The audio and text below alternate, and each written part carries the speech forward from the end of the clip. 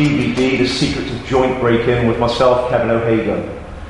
Before we get started, I'd like to explain a little bit about my background, for those of you who may not know me. I've been involved in the world of martial arts and self-defense for some 30 years now. Within that time, I was trained in many different martial arts systems. I hold a 6-dan master's degree in combat jiu-jitsu, as well as first-dan black belts in Japanese jiu-jitsu and Atemi jiu-jitsu. Within this time, I've trained many different people from different walks of life.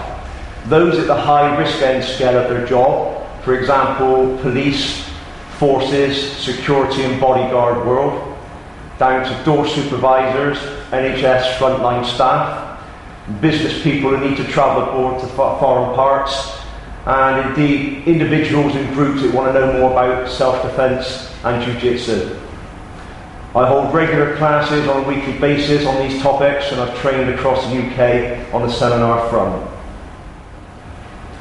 Okay, I'd like to explain a little bit about the techniques that we're going to use on this DVD today.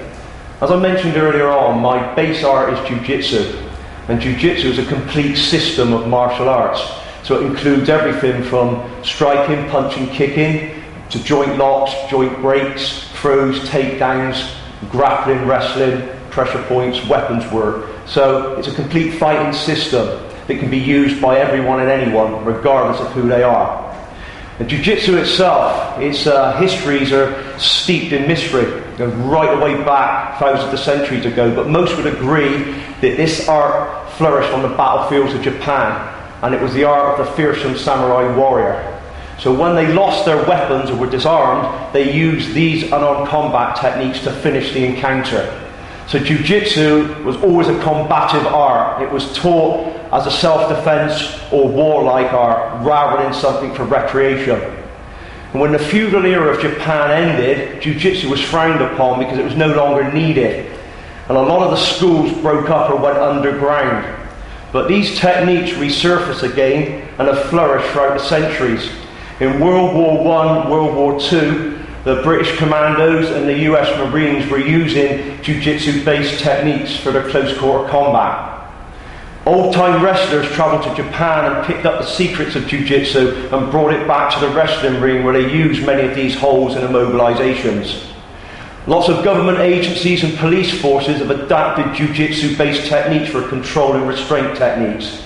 And even in modern time, jiu-jitsu has resurfaced again in the no-holds-barred arena of cage fighting. And we've seen time and time again how effective it's been in this arena. So many of the techniques are going to come from the joint locking side. Kansatsu Jitsu was called joint control techniques, and Kotso Ho-Jitsu is joint breaking techniques, two different things. So depending on the level of threat that we're going to face, we can take somebody down and control and subdue them, or if we're facing a more dangerous threat, we can take it to the point where we'll use limb destruction and finish the fight.